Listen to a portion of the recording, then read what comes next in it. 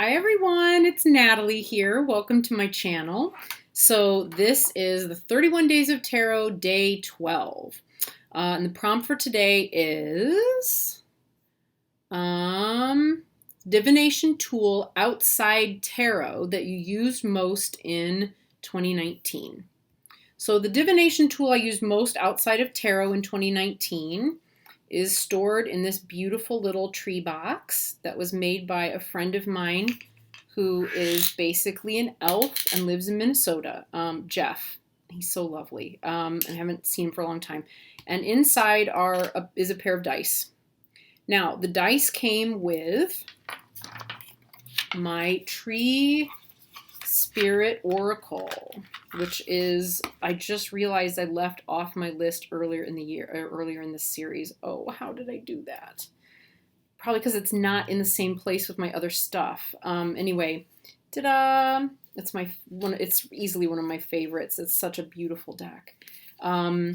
So yes, the Tree Spirit Oracle came along with a set of dice.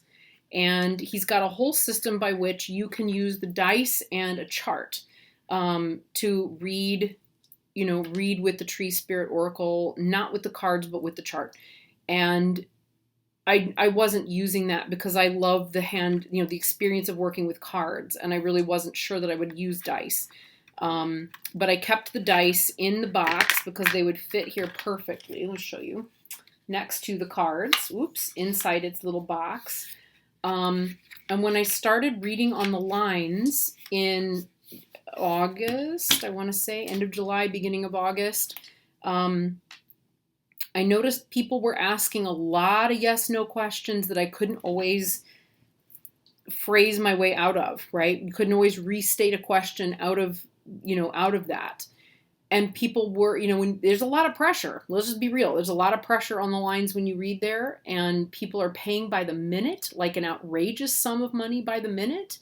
And I just couldn't, I needed to find a way to divine yes, no answers very quickly that I could trust and that worked and that felt right. So I, one afternoon, took out the dice and started playing with them to see if I could divine yes, no answers, and it worked beautifully. I decided mentally, odds are no, evens are yes. So I know that's the opposite in geomancy.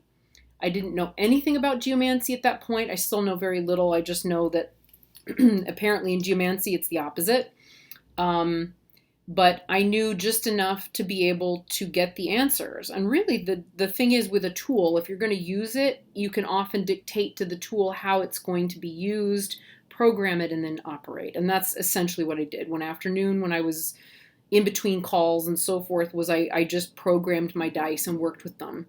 And what began happening, because I only had two, and again, I think in geomancy you use three, what began happening was that the numbers rolled began to give me further information because I've studied numerology. So I would get a yes that was a 6.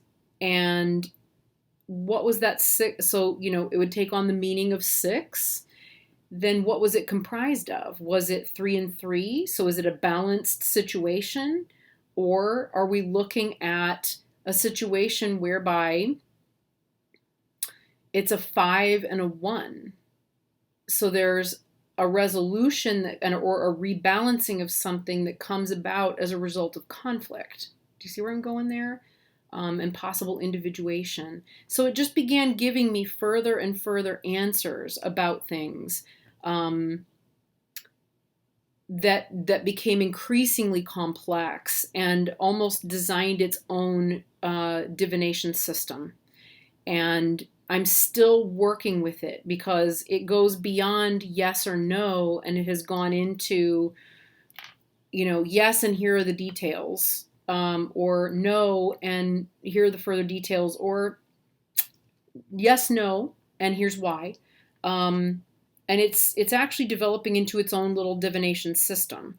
In the time since, I have begun, and it's really just been in the it's not in my bra right now, because I haven't left the house. It's still under my pillow. Okay, so my Crohn's bones, usually in my bra, But the Crohn's bones are the ones that I've also been working with just for yes, no answers. And I find them to be a lot simpler to work with in terms of just yes or no, especially when it needs to be quick. Especially when it needs to be quick. But in terms of just understanding the full dynamics of a yes or no and getting actually a lot of detail about it, these have been amazing. So I started working them, so at August, so like 5 months of last year, almost daily in some cases, working with dice, and it's a really good system. I don't know if it's something that folks want to know more about, like how do I work with a pair of dice to do divining and divination. I can codify it and write it up or describe it or make videos, but it's really kind of not based on anything other than just messing around with and programming a set of dice, and then having the dice or letting the dice start to give me information, and then working with that and working through what those answers are. So that was the one that I used outside of the tarot most frequently in 2019. All right, see you again tomorrow. Bye.